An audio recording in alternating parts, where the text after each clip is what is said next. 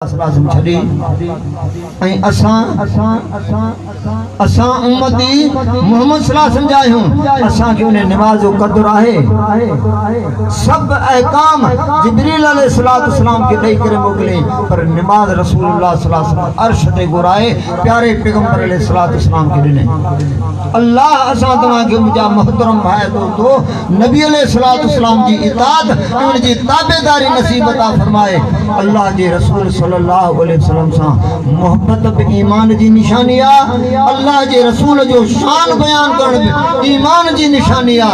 अल्लाह जे रसूल जी ताबेदारी जेका है या ईमान आई फर्ज कहीं कया रब्बुल आलमीन सिर्फ असा इंसानन ते ना पर अल्लाह पैगंबरन ते भी मोहम्मद सल्लल्लाहु अलैहि वसल्लम जी ताबेदारी फर्ज कया जे वक्त आलम अरवाह जे अंदर अल्लाह रूहन के पैदा कई सिर्फ नबीन जी जमात के अल्लाह कढे कई उम्मती नाहन सिर्फ अल्लाह जा रसूल मौजूद है नबी मौजूद है अल्लाह तबारक तआला उनका वायदो छा वतई व इज़ा खज़ल्लाहु मीसाकन नबिय्यीन लमा आतैतुकुम मिन किताबिन व हिकमा सुम्मा जाअकुम रसूलुम मुसद्दिकुन लिमा माअकुम लतुमिनुन बिही व लतंसुरना ओ मुजा रसूलो मुजा नबियो मां जेकी तहां के हिकमत किताब जाओ ओ तस्दीक कंदड़ जड़े मुजो पैगंबर अची वने यानी मोहम्मद रसूलुल्लाह सल्लल्लाहु अलैहि वसल्लम जी ने अल्लाह रब्बुल आलमीन आलम अरवाह जे अंदर पंजन रसूल नबियन खावाए तो पे वठे लतुमिनुन नबिही व लतंसुरना ओ मुजा नबी ओ मुजा रसूलो ओ मुझे पैगंबर जी तहां के ताबेदारी भी करनी आ उन्हें जी तहां के मदद भी करनी आ यानी उन्हें जे दीन जी तहां के मदद भी करनी आ यह सादत अल्लाह ईसा अलैहिस्सलातु वस्सलाम के नसीब कई अल्लाह से पंजे पैगंबर के मथे खड़ी वरते वरी आखिरी जमाने में रसूलुल्लाह सल्लल्लाहु अलैहि वसल्लम फरमायो ईसा अलैहिस्सलातु वस्सलाम के अल्लाह दुनिया में मोकलियो साहिब शरीयता आसमानी किताब अल्लाह हम पे नाज़िल के इंजील अल्लाह जो रसूल पर दुनिया में अचण का पो अल्लाह सा आलम अरवाह में वायदो कई न कालू अकरना अल्लाह असा इकरार के हाने हिन दुनिया में अची करे अल्लाह जो रसूल ईसा अलैहिस्सलातु वस्सलाम पंजी रिसालत जी तबलीग कोन कंदो इंजील जी तबलीग कोन कंदो पंजे तरीके जी तबलीग कोन कंदो बल्कि मोहम्मद सल्लल्लाहु अलैहि वसल्लम जी ताबेदारी कंदो ऐं दीन मोहम्मद रसूलुल्लाह सल्लल्लाहु अलैहि वसल्लम जे दीन जी ताबेदारी कंदो कुरान हदीस जी तबलीग कंदो अल्लाह जे रसूल जी इताअत ऐं अल्लाह जे दीन जो मोहम्मद सल्लल्लाहु अलैहि वसल्लम ते अल्लाह नाज़िल कई अल्लाह रसूलन जे मथा नबियन जे मथा अल्लाह इताअत फर्ज कई ऐं ईमान वारन जे मथा जी तवा ही पढ़ी न इंसान जात जे लाए वरी ईमान वारन जे ला छा फरमाई या अय्युहल्लज़ीना आमनू अतीउल्लाह व अतीउर रसूल ओ ईमान वारो तवा इताअत करो अल्लाह जी ऐं तवा इताअत कयो रसूलुल्लाह सल्लल्लाहु अलैहि वसल्लम जी जमी इंसानन के भी अल्लाह हुक्म कई मुझे रसूल जी इताअत कयो जमी पैगंबरन के अल्लाह हुक्म कई तो मुझे रसूल जी ताबेदारी कयो ऐं ईमान वारन के भी अल्लाह हुक्म कई तो मुझे रसूल जी ताबेदारी कयो पर अल्लाह रब्बुल आलमीन इमामुल अंबिया मोहम्मद रसूलुल्लाह सल्लल्लाहु अलैहि वसल्लम जे अहले बैत के वरी रब्बुल आलमीन खास हुक्म कई वक़रन फी बुयूतिकुन वला तबर्रजन तबर्रुजल जाहिलियतिल ऊला व अकिमन सलात व आतीन ज़कात व आतीन अल्लाह व रसूला इन्नमा युरीदुल्लाहु लियुज़हिबा अन्कुम रिजस अहलल बैत व युत्तहिरकुम तत्हीरा सूरा अहज़ाब अल्लाह रब्बुल आलमीन फरमाता ओ पैगंबर का अहल बैत तवा जहालत जे सिंगार वांगे पंजे सिंगार के जाहिर न कयो बल्कि हां पर्दे जे अंदर हो तवा पंजे घरन जे अंदर ही करे तवा नमाज कायम कयो तवा ज़कात जो तवा अल्लाह जे रसूल जी तवा इताअत कयो अल्लाह जे प्यारे पैगंबर अलैहिस्सलातु सलाम जी इताअत अल्लाह रब्बुल आलमीन फर्ज कया। अल्लाह असां तव्हां खे मुंहिंजा दोस्तो इमामुल अंबिया मोहम्मद सल्लल्लाहु अलैहि वसल्लम जी ताबेदारी नसीब अता फरमाए। रब नमाज फर्ज कई न वो जी वणे की पढ़ो अल्लाह जो कुरान है ना, कुरान मजीद में किथे आहे अल्लाह अकबर वो हथ बधो आए किथे सना पढ़ो कुरान में आए। रुकू किए कयो अल्लाह जे तो न वरकऊ माराकीन किए कयो अल्लाह से मोहम्मद सल्लल्लाहु अलैहि वसल्लम के नमाज नहीं मोकली फर्ज कईस जिब्रील अलैहिस्सलाम के मोकले तो मुझे रसूल के सिखा वो रसूलुल्लाह सल्लल्लाहु अलैहि वसल्लम पंहिंजी उम्मत के सिखारे। हाणे अल्लाह जे रसूल जी को ताबेदारी न करी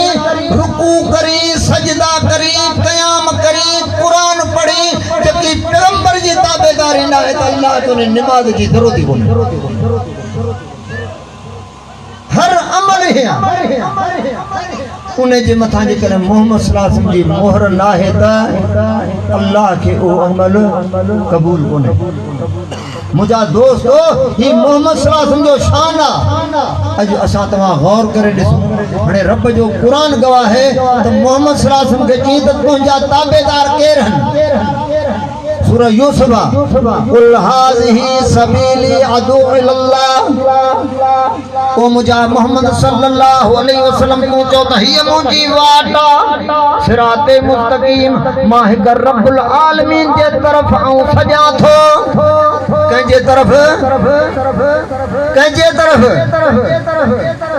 आऊं पैगंबर हां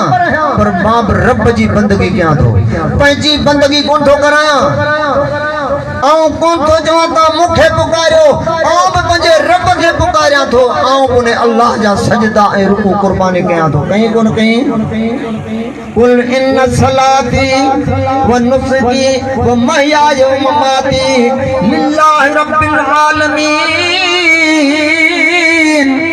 ओ मुझा मोहम्मद सल्लल्लाहु अलैहि वसल्लम तू चो त मुजी नमाज मुजी कुर्बानी मुजी पूरी जिंदगी बल्कि मुजी वफात भी पंहिंजे ला लिल्लाहि रब्बिल आलमीन अल्लाह रब्बुल आलमीन जे ला। वो मुश्किल में मोहम्मद सल्लल्लाहु अलैहि वसल्लम के पुकारियो इब्राहिम खलीलुल्लाह के मूसा कलीमुल्लाह के जानवर ज़बह कयूं कंहिंजे नाले अल्लाह जे नाले बुधा ऐं असां मुसलमान उम्मती आहियूं न वो खुदारा गौर करे अल्लाह असां तव्हां के समझता फरमाए जैसी ते रसूलुल्लाह सल्लल्लाहु अलैहि वसल्लम जे तरीके ते न हलंदासी अल्लाह रब्बुल आलमीन जैसे ताबेदार पैगंबर जा नथा थे की कोन थी। कुल हाज़िही सबीली अदू इल्लाह तो तहिय मुजी वाटा सिराते मुस्तकीम सिद्धी मां कर रब्बुल आलमीन जे तरफ सजा थो अल्लाह बसीरतुन दलील हुज्जत सा अनव मन तबानी आऊं भाई मुझा ताबेदार बे गौर कर कुरान ते तो मोहम्मद सल्लल्लाहु अलैहि वसल्लम जो ताबेदार केरा ओ जे रस्ते ते रसूलुल्लाह सल्लल्लाहु अलैहि वसल्लम उन्हें रस्ते ते मोहम्मद सल्लल्लाहु अलैहि वसल्लम जा ताबेदार मोहम्मद सल्लल्लाहु अलैहि वसल्लम जा सहाबा अहले बैत रसूलुल्लाह सल्लल्लाहु अलैहि वसल्लम जा ताबेदार हन। वो पैगंबर जो रस्तो जुदा हो सहाबा जो रस्तो जुदा हो ये जै रस्ते ते अल्लाह जो रसूल उन्हें रस्ते ते मोहम्मद सल्लल्लाहु अलैहि वसल्लम जा सहाबा उन्हें रस्ते ते मोहम्मद सल्लल्लाहु अलैहि वसल्लम जा अहले बैत वो जेको दीन अल्लाह पैगंबर दिनो उन्हें दीन जा उहे भी ताबेदार वो रसूलुल्लाह सल्लल्लाहु अलैहि वसल्लम दीन ते हो या ना हक ते हो छाते हो। कुल इन्ननी हदानी रब्बी इला सिरातिम मुस्तकीम दीनन क़ियमम मिल्लत इब्राहीम हनीफा व मा कान मिनल मुशरिकीन जो तो मुझे अल्लाह मुखे हिदायत कया छाजी हिदायत कया सिराते मुस्तकीम जी दीनन क़ियमम मिल्लत इब्राहीम हनीफा जो सिद्धो दीना जेको हिक तरफ़ो दीना ऐं मिल्लत इब्राहीम जी अतया खुदारा अज जेकी असां वट मजहबन जेकी फिरका हन उन्हनि मजा मोहम्मद सल्लल्लाहु अलैहि वसल्लम कड़े दीन ते हो अल्लाह पे गवाही दे हुवल्लज़ी अरसल रसूलहु बिल हुदा व दीनिल हक अल्लाह पे गवाही दे त मुंहिंजो रसूल हिदायत ते बात दीन हक ते आ मोहम्मद सल्लल्लाहु अलैहि वसल्लम दीन ते हो हक ते हो वो दीन कड़ो हो सहाबा जे जमाने में दीन कड़ो हो वो मोहम्मद सल्लल्लाहु अलैहि वसल्लम जे घर जे अंदर दीन कड़ो कुरान को तो बुधाए अहले बैत के अल्लाह हुकुम करण खां पोयां दीन के याद करण जी नसीहत कड़ी कई वज़कुरन मा युतला फी बुयूतिकुन मिन आयातिल्लाहि वल हिकमा ओ पैगंबर जा अहल बैतो जेकी बशयूं अवां जे घरन में पढ़ियूं वञन थियूं रे या चार मजहब हा गौर कर सूरा अहज़ाब पढ़ ओ मोहम्मद सल्लल्लाहु अलैहि वसल्लम जो अहले बैत दीन ते हा अज जेकने असी चूं त अतीउल्लाह व अतीउ रसूल त अणपूरा असी चूं त कुरान हदीस असा जो अकीदो आ असा जो मुर्शिद इमाम मोहम्मद सल्लल्लाहु अलैहि वसल्लम त अणपूरा मुआशरे में बुधा त को अहले बैत दे कड़ी फतवा लगाई दे अल्लाह पे हुक्म करे अकिन सलात व आतीन ज़कात व आतीन अल्लाह व रसूला ओ पैगंबर जा अहल बैतो तवा अल्लाह जी इताअत कयो तवा रसूलुल्लाह सल्लल्लाहु अलैहि वसल्लम जी इताअत कयो ऐ अहां दीन याद कयो कहिड़ो वज़कुरन मा युतला फी बुयूतिकुन मिन आयातिल्लाहि वल हिकमा जेके रब्बुल आलमीन जे कुरान जो आयतूं जो पैगंबर वहां जे घरन में पढ़े थो तवा रब्बुल आलमीन जे कुरान के याद कयो ए प्यारे पैगंबर अलैहिस्सलातु वस्सलाम जेका हदीस बयान करे पियो तवा रसूलुल्लाह सल्लल्लाहु अलैहि वसल्लम हदीस के याद कयो खुदारा उन जमाने जे अंदर मोहम्मद सल्लल्लाहु अलैहि वसल्लम जे जमाने में जेके असां जो निस्बतूं हन ए अल्लाह जा बाना पैदा थियली कोन हा ये फिक्र लिखलियो कोन हो ओ उन्हनि खां अग में मोहम्मद सल्लल्लाहु अलैहि वसल्लम दीन ते हो मोहम्मद सल्लल्लाहु अलैहि वसल्लम जा सहाबा दीन ते हा अहले बैत दीन ते हा ओ दीन हो कड़ो कुरान हदीस का अलावा का भी शय हुई मोहम्मद सल्लल्लाहु अलैहि वसल्लम जी ताबेदारी अल्लाह मुर्शिद करे नहीं वो उन्हें मुर्शिद में तो उम्मती खामी कड़ी थी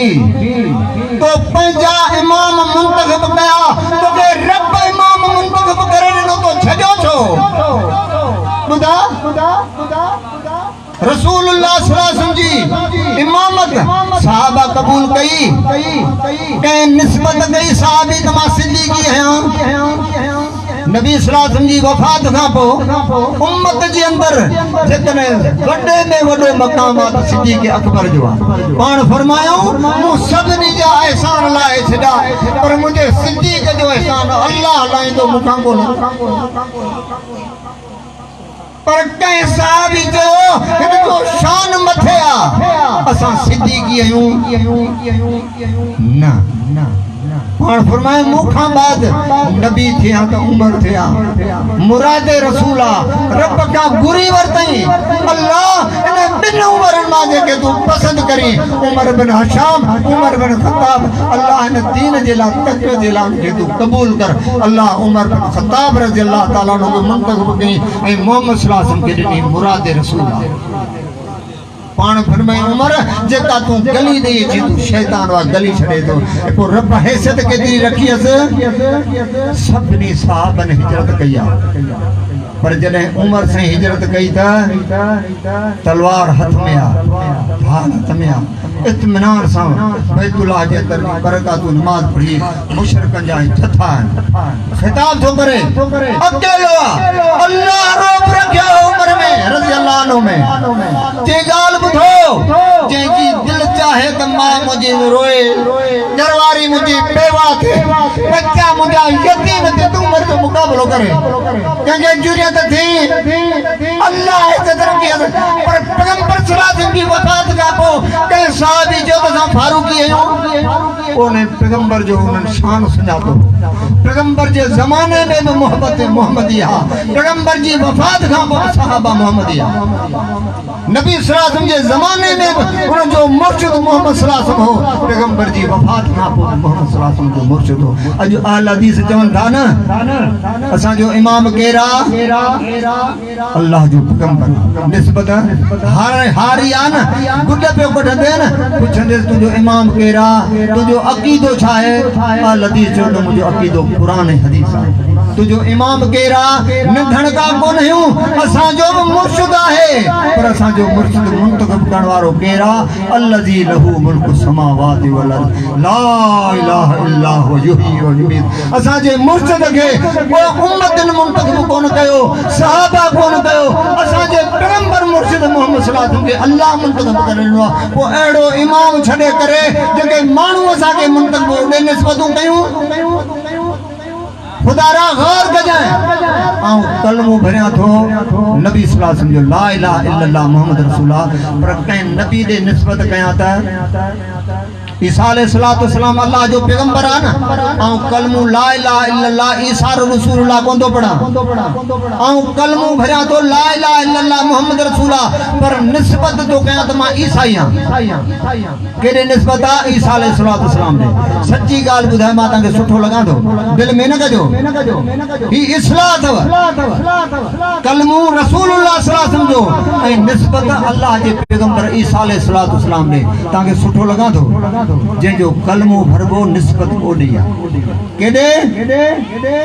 अल्लाह जा माना तू अल हदीस जी दावत ते गौर कर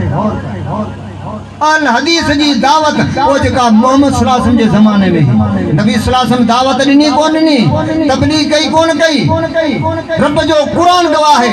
व इज़ा क़ील लहुम तालू इला मा अंज़लल्लाहु व इला रसूल ही कंजी दावत आ सूरह माइदा है अचो तवा जकी अल्लाह नाज़िल कयो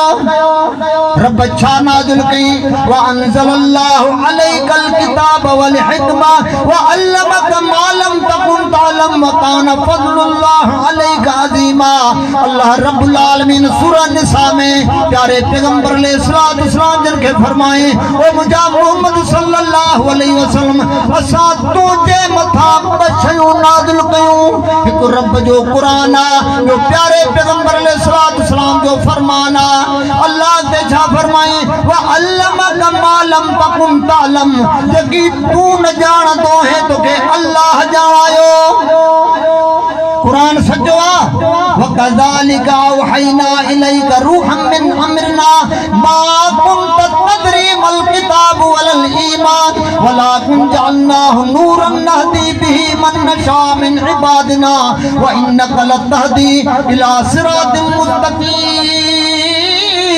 मुस्तकीम वो मुजा मोहम्मद सल्लल्लाहु अलैहि वसल्लम असा तोड़ा पे जो रूह मोकलियो यानी कुरान मा कुंत तदरी मल किताब वल ईमान इने मुझे किताब खां पेरा मुझे वही खां पेरा वो मुजा मोहम्मद सल्लल्लाहु अलैहि वसल्लम तो के इहा खबर ना है त किताब छा है पाण सभनी उलमा खां या हदीस बुधी चुका हूं पीरी वही रसूलुल्लाह सल्लल्लाहु अलैहि वसल्लम नाज़िल किथे थी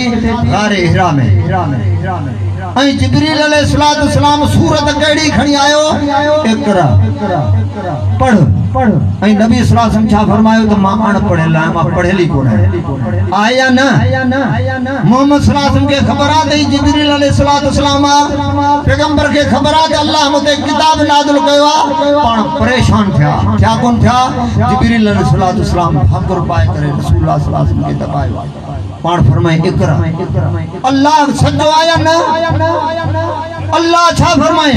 मा कुंत तदरी मल किताब वल ईमान तोखे मुझे ने वही खां पेरा या खबर ना है त किताब छा है त ईमान छा है नूरन नदी बिही मन नशा मिन इबादना पंजन पानन मां जेके सी पसंद कंदा आहियूं उन्हनि खे हिदायत कंदा आहियूं छा सा इन नूर सां सिद्दीक़ अकबर जी हिदायत छा सां नूरन नहदी बिही मन नशा सभिनी सहाबन जी हिदायत नूरन नहदी बिही मन नशा। ओ मुझा मोहतरम भाइरो दोस्तो पैगंबर अलैहिस्सलातु वस्सलाम जे ज़माने में अल्लाह तबारक तआला इहा वही मोकली जे जो रसूलुल्लाह सल्लल्लाहु अलैहि वसल्लम ताबेदार हो ऐं अल्लाह जे रसूल जी इहा दावत ही व इज़ा क़ील लहुम तालौ इला मा अंज़लल्लाहु व इला रसूल अचो जेकी अल्लाह नाज़िल कयो तवां उन्हीअ ॾे अचो इला रसूल अल्लाह जे रसूल ॾांहुं।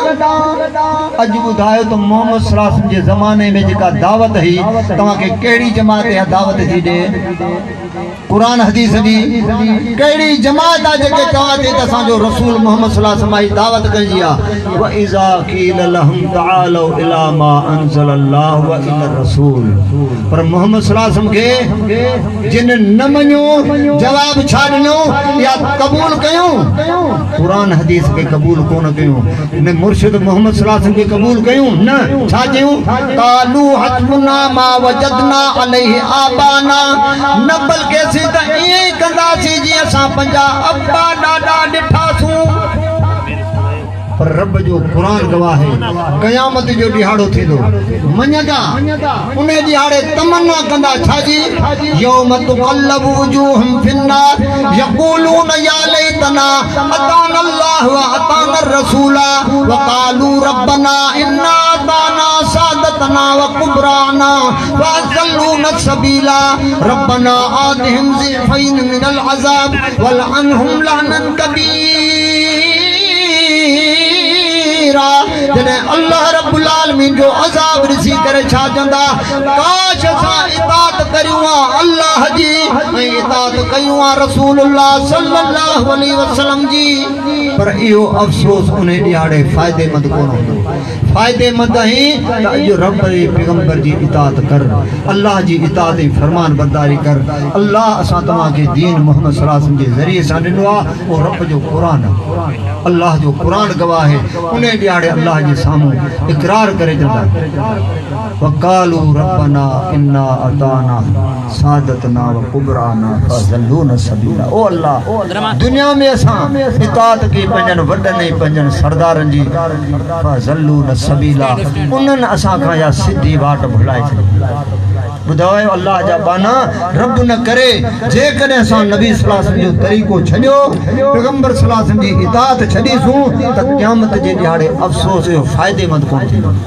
अल्लाह खां दुआ कयो त असां तव्हांखे मुंहिंजा दोस्तो प्यारे पैगंबर अलैहिस्सलातु वस्सलाम जे रस्ते जी ताबेदारी जी तौफ़ीक़ ॾे वरना रब जो क़ुरान थो फरमाए उन ॾिहाड़े अफ़सोस करे छा चवंदा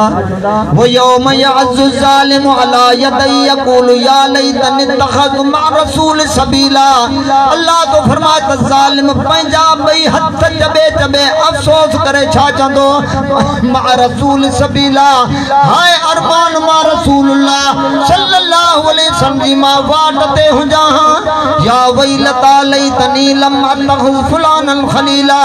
हाय अरमान मां फलाणे खे दोस्त न बणाया रब जे साम्हूं छा पियो चए लक़द ज़ल्लनी अन ज़िक्र बाद ज़िजानी व कान शैतान लिल इंसान खजूला। अल्लाह रब्बुल आलमीन जे साम्हूं पंहिंजे मथां गवाही ॾींदो मुंहिंजा अल्लाह दुनिया में त तुंहिंजी नसीहत आई पर शैतान मूंखे गुमराह कयो। तो रब जो पैगंबर फरियादी हूंदो वक़ाल रसूल या रब इन क़ौमी तक़बल हाज़िल क़ुरान। ओ मुंहिंजा अल्लाह मुंहिंजी क़ौम हाणे क़ुरान खे छॾे ॾिनो खुदा